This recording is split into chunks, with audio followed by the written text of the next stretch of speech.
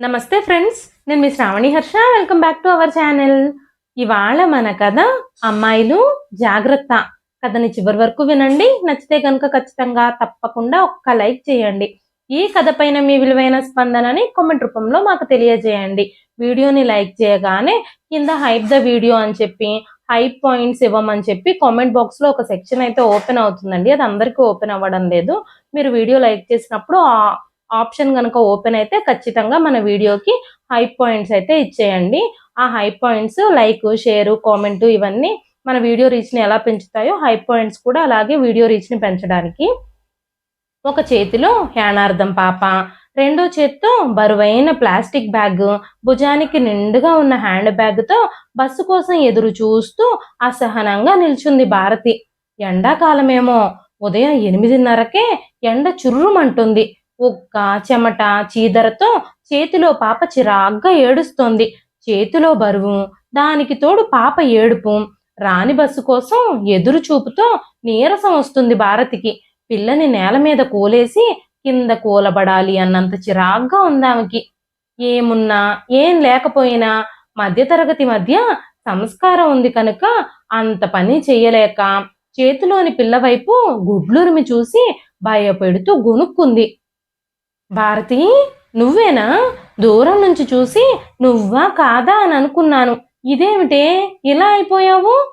గొంతు విని చటుక్కున తల తిప్పి చూసింది భారతి. సునయన, పేరులాగానే పెద్ద కళ్ళతో అందంగా ఉన్న సునయన, బిఏలో క్లాస్మేట్. ఏమిటలా చూస్తున్నావు? గుర్తుపట్టలేదా? సునయన నవ్వుతూ అంది. ఊర్లోనే ఉంటున్నావా? పెళ్ళయిందా లేక ఉద్యోగమా? భారతి ప్రశ్నలు కురిపించింది. ఆరోగ్యంతో మిసమిసలాడుతూ ఖరీదైన బట్టల్లో అందంగా మెరిసిపోతున్న ఆమెను చూసి భారతి మనసు కృంగిపోయింది. పెళ్ళయింది.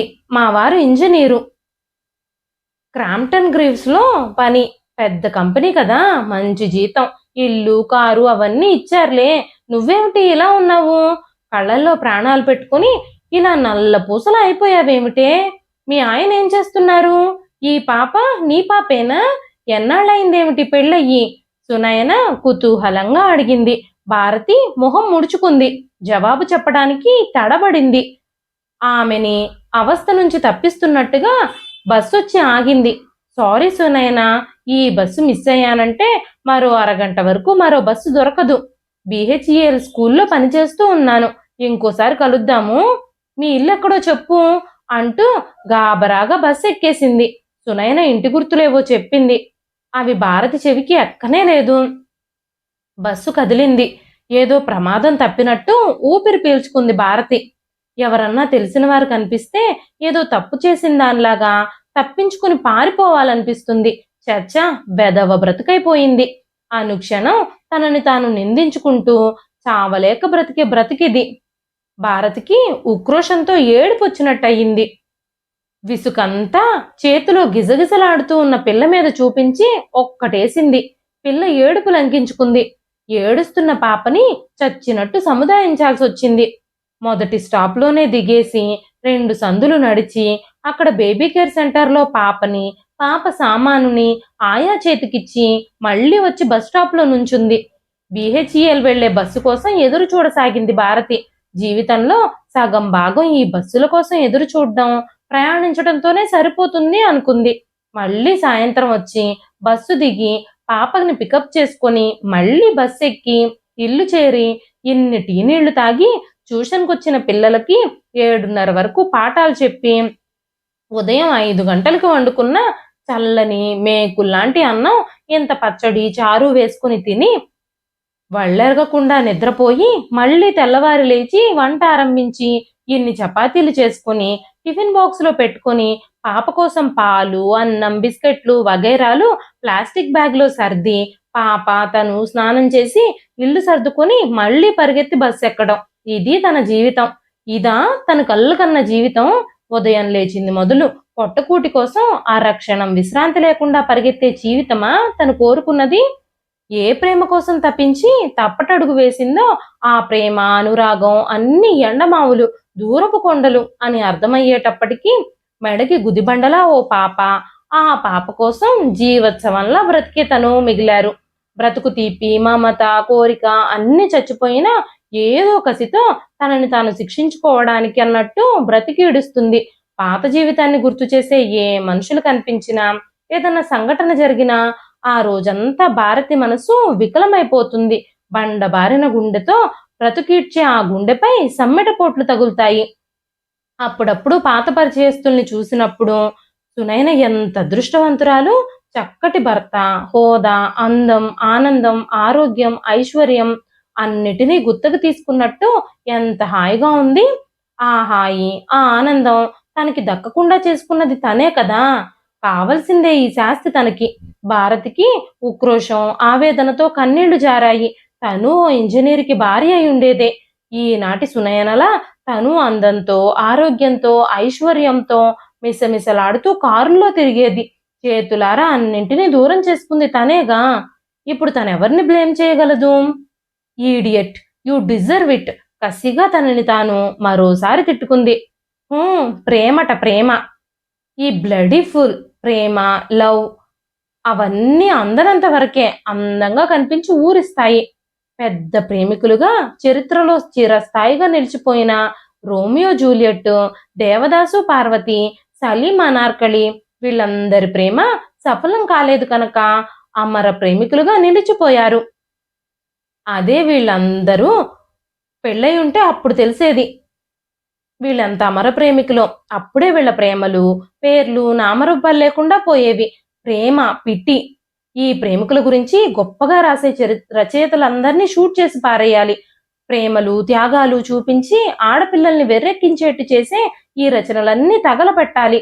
ప్రేమ కథలుగా సినిమాలు తీసి ప్రేక్షకుల్ని మోసం చేసి డబ్బు సంచులు నింపుకునే నిర్మాతలని క్షమించకూడదు.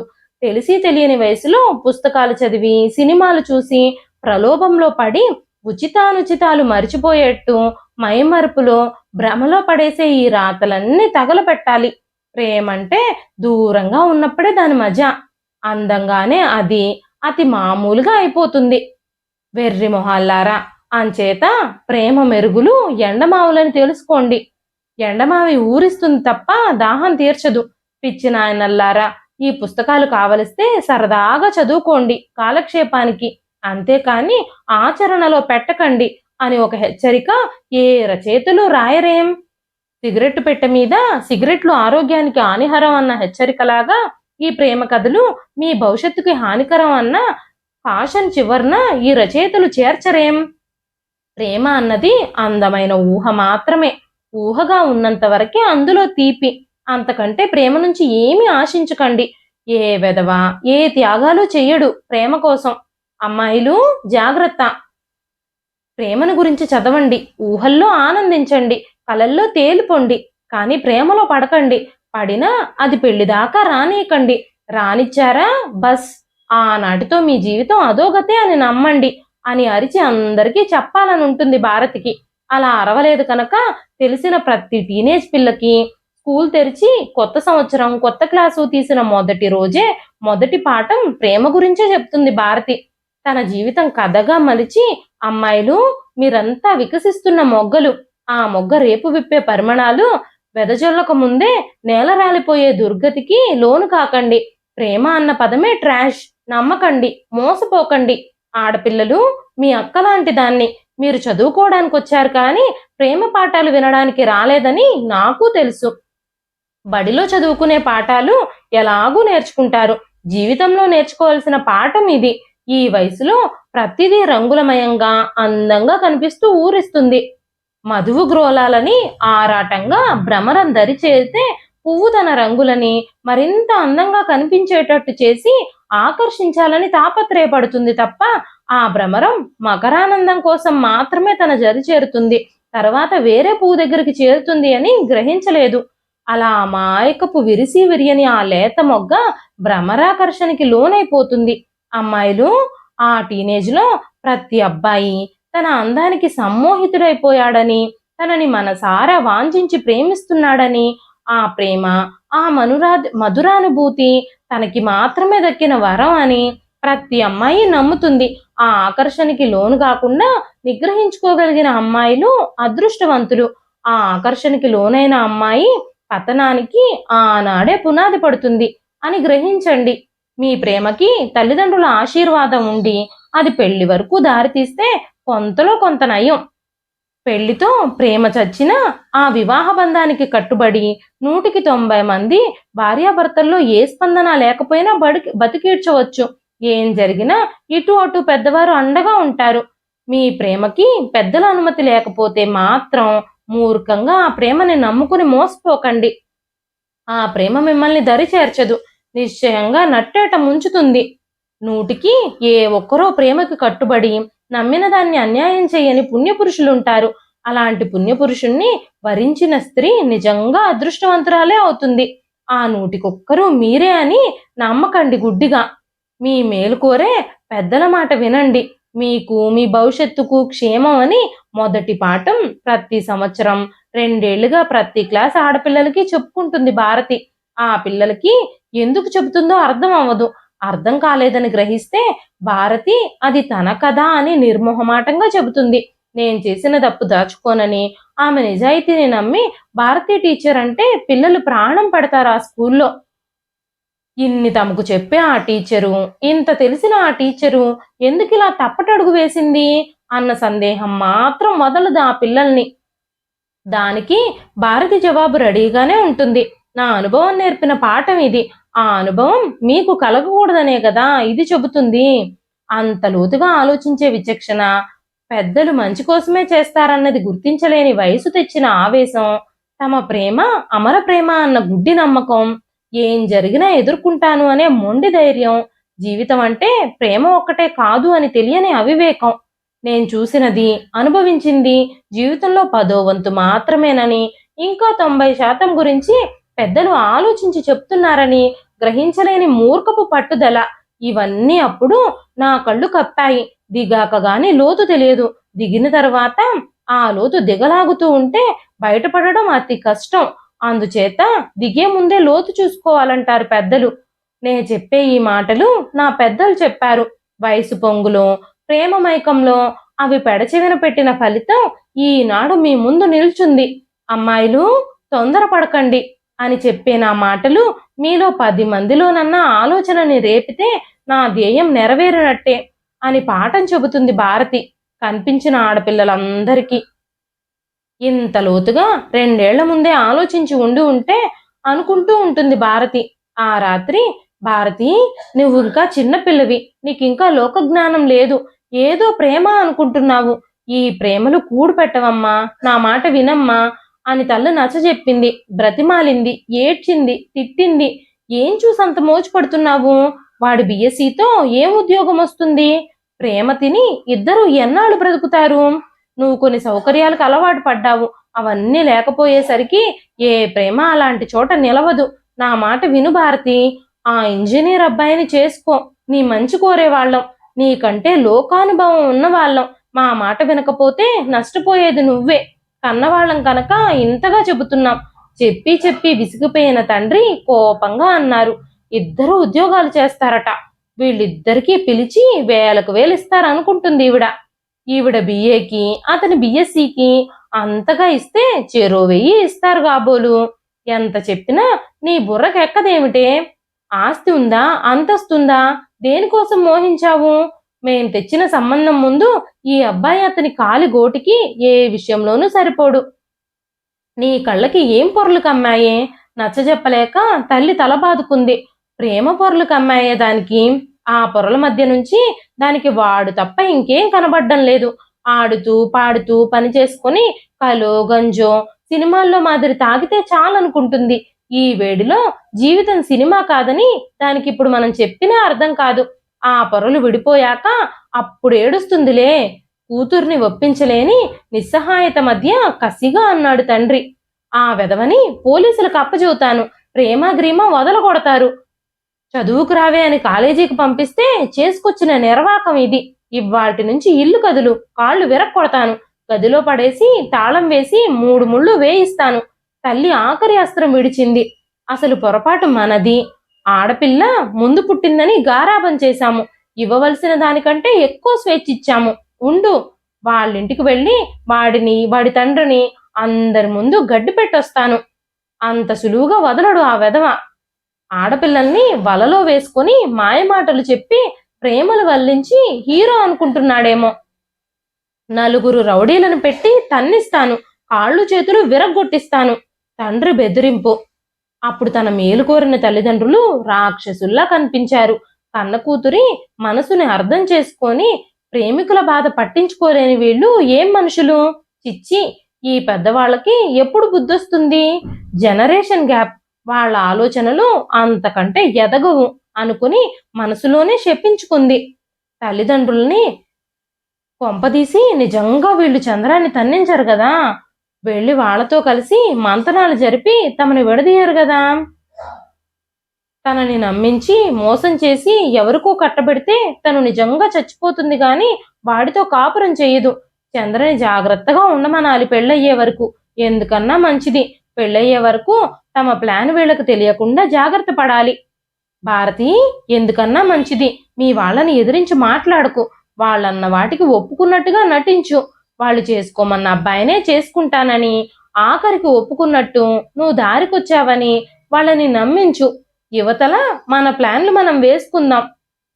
మీ వాళ్ళక్కడ నిర్ణయించిన ముహూర్తానికి ముందే మనం సింహాచలం వెళ్ళిపోయి పెళ్లి చేసుకుని వాళ్ళ రోగం కుదురుద్దాం. మన ప్రేమ ఆషామాషీ ప్రేమ కాదని నిరూపించాలి. ఈ నెల నాళ్ళు కాస్త జాగ్రత్తగా వాళ్ళకి అనుమానం రాకుండా ప్రవర్తించు అని చంద్ర ఇచ్చిన సలహా తూచా తప్పకుండా పాటించింది. పిచ్చి అమ్మా నాన్న ఎంత సంబరపడిపోయారు. కూతురు ఆఖరికి దారికొచ్చిందని, మొండితనం మాని తమ మాటల్లో నిజం గుర్తించిందని సంతోషపడిపోయారు. ఆ సంతోషంతో ఇంకాస్త ఎక్కువ ఖరీదు పెట్టి పెళ్లి చీరలు కొనుక్కోమన్నారు. స్నేహితులందరికీ వేరే డిన్నర్ ఇచ్చుకోమన్నారు. శుభలేఖలు వేయించారు. తమ తాహతుకి మించి ఘనంగా పెళ్లి ఏర్పాట్లన్నీ చేశారు. నిజంగా తనని దురదృష్టం వెంటాడుతుందని ఆనాడు గుర్తించలేక ఆ అదృష్టాన్ని ఆనందాన్ని కాలదనుకుంది. ఎంత మోసం చేసింది తల్లిదండ్రులని, ఎంత బాధకి అవమానానికి రంపపు కోతకి గురి చేసింది కన్నవాళ్ళని. వాళ్ళ శాపమే తగిలి తనీనాడు ఇలా అనుభవిస్తోంది. తన మేలు కోరి తనని సుఖంగా ఆనందంగా చూడాలన్న వాళ్ళ తాపత్రయాన్ని నిర్లక్ష్యంగా నవ్వుకొని నిర్దయగా లోకానికి మొహం చూపలేనట్టు చేసిన తనకి ఈనాటి ఈ శిక్ష సరైందే. పెళ్లికి వారం ఉందనగా స్నేహితులకి శుభలేఖలు పంచి వస్తానని చెప్పి చేయించిన నగలు బ్యాగులో పెట్టుకొని పెళ్లి ఖర్చుల కోసం ఉంచిన డబ్బులో 2000 పట్టుకొని ఇల్లు దాటింది. ఆనాటితోనే తనకి సుఖద్వారాలు మూసుకుపోయి నరక ద్వారాలు తెరవబడ్డాయి అని గుర్తించలేక మహా తెలివిగా తనంత చలాకీగా తప్పించుకొచ్చిందో టాక్సీలో వెళుతూ చంద్రాకి చెప్పి నవ్వుకున్నారిద్దరు. దేవుడి సమక్షంలో భార్యాభర్తలయ్యి హోటల్ రూంలో ఆ రాత్రి ఆనందపు శిఖరాలు అందుకున్న వేళ తనేదో ఘనకార్యం సాధించినట్టుగా సంబరపడిపోయింది. వాళ్ళకేం తెలుసు ఈ ప్రేమలో దొరికే దివ్యానుభూతి? పిచ్చివాళ్ళు. వాళ్ళు చూసేదే ఎంతసేపు చదువు ఉద్యోగం తప్ప 2 హృదయాలు కలవాలన్నది వాళ్ళకు అర్థం కాదు అనుకుంది. ఈ పాటికి తన కోసం ఆరాటపడుతూ వెతుకుతుంటారని, పెళ్లి వారం ఉందనగా పెళ్లి కూతురు మాయమైతే వాళ్ళు ఎదుర్కోవాల్సిన అవమానం తలుచుకుని అరక్షణం బాధపడ్డా, నే చెబితే వినకపోతే నా తప్ప, నా ప్రేమని అర్థం చేసుకుని ఆశీర్వదిస్తే ఇలా జరిగేదా? నా తప్పే ఉంది, వాళ్ళకి ముందే చెప్పాను అనుకుంది. మరి ఆలోచనలు మనసులో జ్వరబడకుండా రాత్రికి పగలుకి తేడా తెలియకుండా ఉప్పెనలా చుట్టుముట్టిన చంద్ర ప్రేమలో ముంచి తేల్చాడు. అది ప్రేమ, rubbish, just loss, nothing else. తనలాంటి ఫూల్స్ మోహాన్ని ప్రేమ అనుకుంటారు. ఆ తెలివి తక్కువతనానికి తను సరైన మూల్యమే చెల్లించింది. అప్పటికి ఈ 2 ఏళ్లలో ఒక 100 సార్లన్నా తనని తాను తిట్టుకున్నట్టే ఆ రాత్రి నిద్ర ముంచెత్తే వరకు తిట్టుకుంది భారతి. అన్ని బాధల్ని మరిపించే నిద్రాదేవత ఆఖరికి కరుణించే వరకు గతం తలుచుకుంటూనే నిద్రలోకి జారింది. ఆంటీ, ఎలా ఉన్నారు? ఈ మధ్య మీ భారతి మా ఊర్లో బస్ స్టాప్ లో కనిపించింది. మాట్లాడే లోపలే బస్సు వచ్చేసింది. అలా అయిపోయిందేమిటి? పుల్లలాగా కళ్ళల్లో ప్రాణాలు పెట్టుకునుంది. చంటి పిల్ల ఆ ఉద్యోగంతో అలా అయిపోయిందా? వాళ్ళ ఆయన ఏం చేస్తున్నారు? ఇది అంత కష్టపడి ఉద్యోగం చెయ్యకపోతేనేం? వాళ్ళ ఆయన ఇంజనీర్ ఏమో కదా. సునయన పుట్టింటికొచ్చి బజార్లో భారతి తల్లి కనిపిస్తే పలకరించింది. భానుమతి మొహం మ్లానమయ్యింది. ఈ పిల్ల తెలిసి వేళాకోళంగా అడుగుతుందా, లేక ఆరా తీయడానికి అడుగుతుందా, లేక అసలు విషయం తెలియదా? ఆవిడ సునయన వంక చూసి విషాదంగా నవ్వింది. దాని కర్మమ్మా, అంతా దాని తలరాత అలా తగలడితే ఇంకేం చేస్తుంది? దాని రంగంతా పోయింది. కట్టెపేడులా ఒంట్లో మాంసం లేనట్టుగా ఎండిపోయింది. రాతమ్మా రాత. ఆవిడ కళ్ళల్లో నీళ్లు తిరుగుతుండగా ఇంకేమీ చెప్పలేని స్థితిలో అక్కడి నుంచి వెళ్ళిపోయింది. సునయనకి ఏమీ అర్థం కాక తెల్లబోయింది. ఇంటికెళ్ళాక తల్లిని అడిగింది. అయ్యో, నీకు తెలియదా ఆ భారతి సంగతి? అవును, నువ్వు ఇండియాలో లేవుగా. ఆ పిల్ల ఎంతకు తెగించిందో తెలుసా? తల్లిదండ్రులు నిక్షేపం లాంటి సంబంధం కుదిరిస్తే ఎవరినో ప్రేమించానని ఒక తలక మాసిన వాడితో ఇంట్లో నుంచి పారిపోయి పెళ్లి చేసుకుంది. పాపం, ఇంకా పెళ్లి వారం రోజులుండగా కూతురు ఈ పని చేసినందుకు ఎవ్వరికి మొహం చూపలేక ఆ తల్లి తండ్రి కుమిలిపోయారు. తండ్రికైతే మైల్డ్ హార్ట్ అటాక్ కూడా వచ్చింది. కూతురు అలా చేసిందన్న బాధతో కోపంతో. ఇంకది చచ్చిన దాని కిందే మాకు లెక్క అనుకున్నారు వాళ్ళు. తరువాత సంగతులు నాకంత బాగా తెలియవు, కానీ ఇప్పుడు ఆ అమ్మాయి వాడితో కలిసి ఉండడం లేదట. ఓ పిల్ల పుట్టిందట. ఇటు తల్లి తండ్రికి కాక, అటు ప్రేమించిన వాడికి కాక, ఆ పిల్లతో అష్ట కష్టాలు పడుతూ ఏదో ఉద్యోగం చూసుకుని బ్రతుకుతుందని విన్నాను. ఇలాంటివి డైరెక్ట్ గా ఎలా అడుగుతాం? ఈ నోట ఆ నోట విన్నవి తప్ప అసలు సంగతి నాకు కూడా తెలియదు అందావిడ. అంటే వాడు భారతిని వదిలేసి పోయాడా ఏమిటి? ఇద్దరూ పెళ్లి చేసుకోలేదా? అయ్యో పాపం, భారతి ఎంత స్మార్ట్ గా చలాకీగా ఉండేది. ఇలా అయిందా దానికి? సునయన విచారంగా అంది.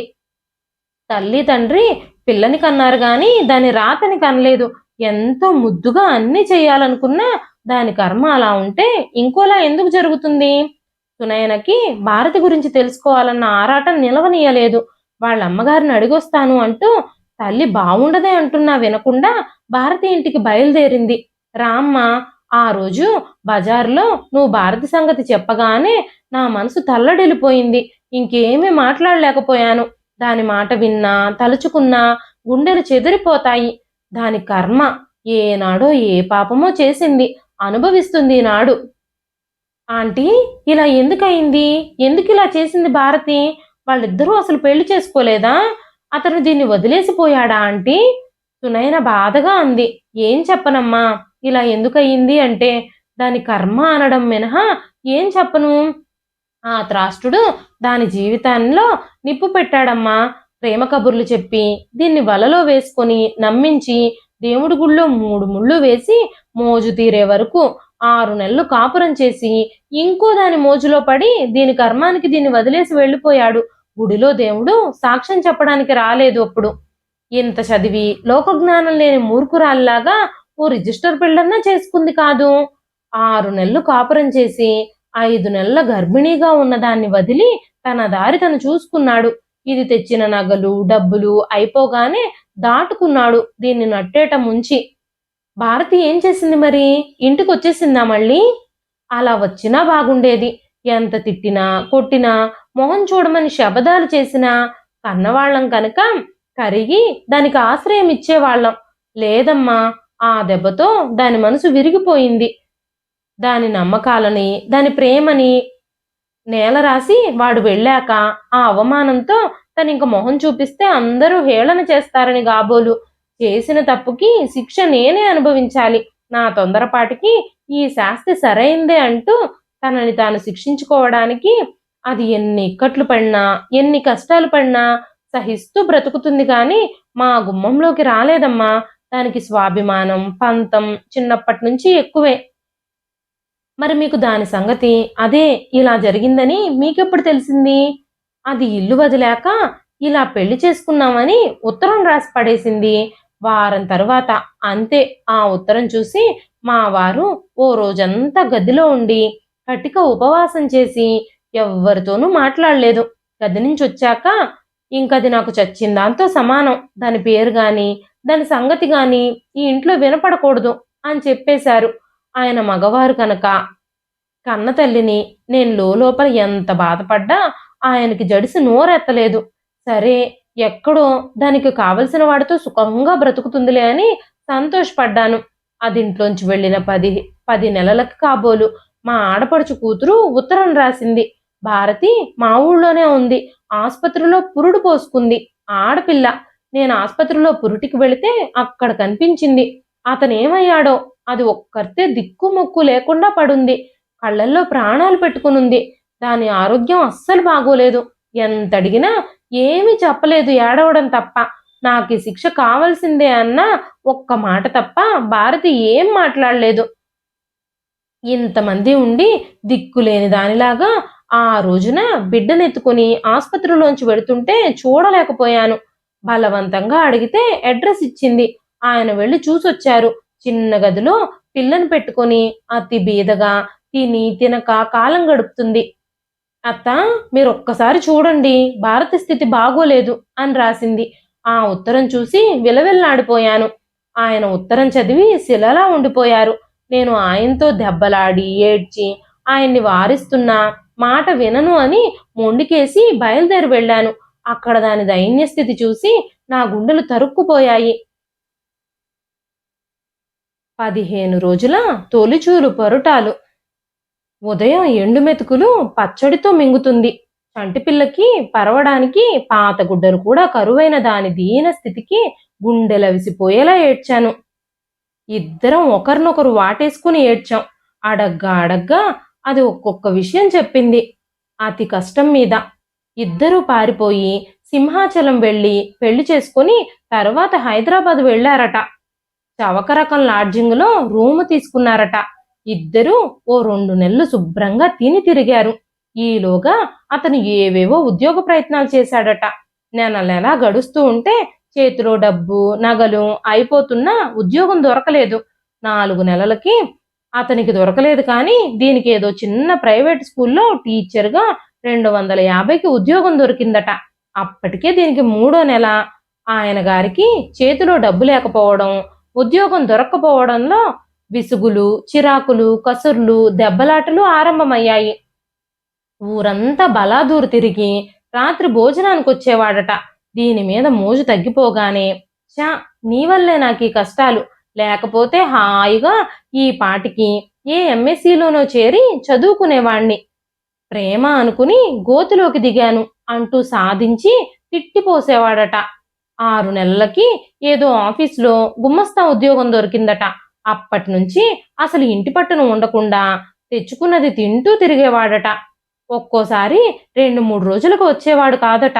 అడిగితే నా ఇష్టం, నోరు మూసుకో అనేవాడట. ఇంకా నిలేస్తే నువ్వేమైనా నా పెళ్ళానివా అడగడానికి అన్నాడట. ఇది నిర్ఘాంతపోయి నీ భార్యని కానా నేను అంటే, ఏది సాక్ష్యం చూపించు, ఆ దేవుడొచ్చి సాక్ష్యం చెబుతాడా అని వికటంగా నవ్వేవాడట. ఆ తరువాత ఎన్నోసార్లు వాళ్ళ ఆఫీసులో టైపిస్టుతో తిరుగుతూ కనిపించాడట. ఆఖరికి 8 నెలలకి, దీనికి 6 నెలలప్పుడు ఇది స్కూలుకు వెళ్ళగా చూసి ఇంట్లోంచి తన పెట్టా బేడా పట్టుకుపోయాడట. రాస్కెల్ ఎంత పనిచేశాడు. ఇది ఎలా ఊరుకుంది? పోలీసులకు రిపోర్ట్ ఇవ్వాల్సింది. ఏమనిస్తుంది? వాడు దీని భర్త అనడానికి సాక్ష్యం ఏముంది? అప్పటికే 6 నెలలు అబోర్షన్ చేయించుకుందామన్నా కుదరక చచ్చినట్టుగా వాడి పాపాన్ని మోసి కనింది. అప్పటి వరకు అది పడ్డపాట్లు వింటే కాసాయి గుండెలైనా చెదిరిపోతాయి. 250లో 80 రూపాయలు గది అద్దెకి పోగా మిగిలిన దాంతో ఒక పూట తిని ఒక పూట తినక నీరసంతో 9వ నెల వచ్చే వరకు ఉద్యోగం చేసింది. పురుడు అది అయ్యి వచ్చే వరకు ఖాళీగా ఉంచమని వాళ్ళు ఇంకో టీచర్ని వేసుకున్నారట. ఈ నెల రోజులుగా చేతిలో దమ్మిడి లేక ధర్మాస్పత్రిలో పురుడు పోసుకుని వాళ్ళిచ్చిన బ్రెడ్ ముక్కలు తిని 6 రోజులు గడిపి ఇంటికొచ్చాక అదీ లేకుండా పడుంటే మా ఆడపడుచు కూతురు తిట్టి 500 ఇచ్చిందట. అప్పుగా తీసుకుంటానని తీసుకుందట. ఇప్పుడు ఇంకో ఉద్యోగం దొరికే వరకు అదే ఆధారం అమ్మా అంది శుష్కహాసం చేస్తూ. మేం చచ్చామనుకున్నావే, నీకింత పంతం ఏమిటే, ఇలా దిక్కులేని దానిలాగా పడుంటావా అని తిట్టాను, ఏడ్చాను. వెంటనే ఇంటికి పదమన్నాను. అది సస్యమేరా రానంది. ఏం మొహం పెట్టుకుని రాను? వద్దమ్మా, నా తప్పుకు నేను శిక్ష అనుభవించాలి. నా తప్పు నేనెవరినెత్తినైనా రుద్ది వాళ్ళకి భారం అవ్వను. నాలాంటి ఆడపిల్లలందరూ నా కథ వల్ల నీతి నేర్చుకోవాలి. మిమ్మల్ని పెట్టిన ఉసురికి నాకు ఈ శిక్ష తప్పదు. అనుక్షణం నా తప్పు నాకు తెలిసొచ్చేటట్టు నేను ఇలా నరకయాతన పడుతూనే ఉండాలి. నా తప్పుకి నా పాపానికి ఫలితంగా ఈ బిడ్డని కన్నాను, అంతే. చచ్చినట్టు దీన్ని పెంచి పోషించాల్సిన బాధ్యత నాది. నా పాపం మీరు పంచుకోవద్దు. వద్దు, నన్ను వదిలిపోమ్మా. నాన్న నా మొహం చూడడు. నేనెక్కడికి వచ్చి మిగతా పిల్లల పెళ్లి పేరంటాలకు ఒక సమస్యగా అడ్డురాను అంటూ ఎంత చెప్పినా ససేమెరా రానంది. బలవంతంగా ఓ 500 చేతిలో పెట్టి పిల్లకు కావలసిన బట్టలు, దుప్పట్లు, పాల డబ్బా, దానికి మందులు అవి కొన్నాను. మొదటి కాన్పు ఖర్చు మాది. పెళ్ళైతే పురుడు పోయమా? అందుకే నేనేం చేసినా మాట్లాడకూడదు అని తిట్టాను. సరే, ఆడపిల్ల పెళ్ళయ్యాక పుట్టింటి నుంచి ఎంతవరకు ఏం పొందొచ్చో అంతకంటే ఎక్కువ నాకొద్దు, అంతకంటే ఏమిచ్చినా పుచ్చుకోను అంది.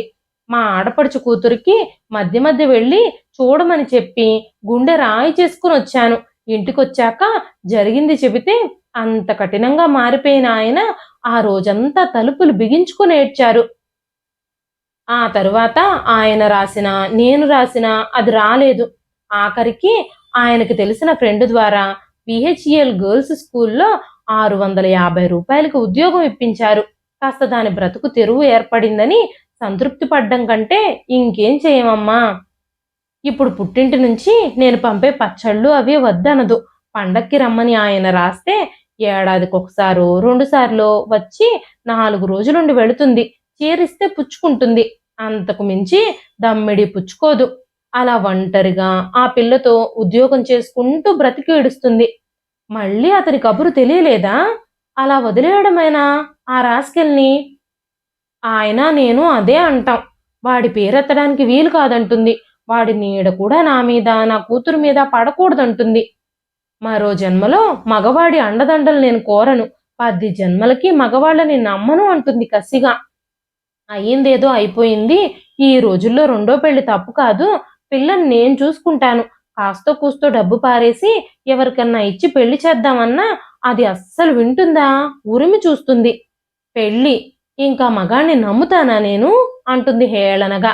దానికసంతా దాని మీదే చూపించుకుంటూ దాన్నదే శిక్షించుకుంటూ అష్ట కష్టాలు పడుతూ బ్రతుకుతుంది. భానుమతి కళ్ళు తుడుచుకుంది. సునయన మనసు వికలమైపోయింది. ఎలాంటి భారతికి ఎలాంటి దుర్గతి. భారతి లాంటి దురదృష్టవంతుల కథలు మరింతమంది భారతుల్ని అలాంటి దుర్గతి నుంచి కాపాడగలిగితే ఆమె ఆశయం నెరవేరుతుంది. కానీ అది జరిగేనా? ప్రేమలో పడకండి అమ్మాయిలు, జాగ్రత్త అంటే చెప్పిన వాళ్ళని చూసి హేళనగా నవ్వుకుంటారు. తప్పటడుగు వేసేస్తారు. ఊబిలో కూరుకుపోతారు. ఎలా వీళ్ళని రక్షించడం? దారి పొడవునా సునయన అలా ఆలోచిస్తూనే ఉంది. ఇదండి ఈ రోజు కథ. ఈ కథ మీకు ఎలా అనిపించింది? కథ పేరు అమ్మాయిలు జాగ్రత్త. ఈ కథని రచించిన వారు డి కామేశ్వరి గారు. కథ నచ్చితే ఒక లైక్ చేయండి.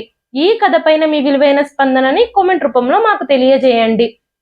ఇంత మంచి కథని మనకు అందించిన డి కామేశ్వరి గారికి మనస్ఫూర్తిగా, హృదయపూర్వకంగా మనందరి తరపు నుంచి ధన్యవాదాలు తెలియజేస్తున్నానండి. ఈ కథ నచ్చితే ఒక లైక్ చేసి కిందొచ్చే హైప్ ఆప్షన్ ని క్లిక్ చేసి హైప్ పాయింట్స్ ఇవ్వడం మాత్రం అస్సలు మర్చిపోకండి. మరొక మంచి కథతో రేపు మళ్ళీ కలుస్తానండి. అంతవరకు సెలవు. ఉంటానండి.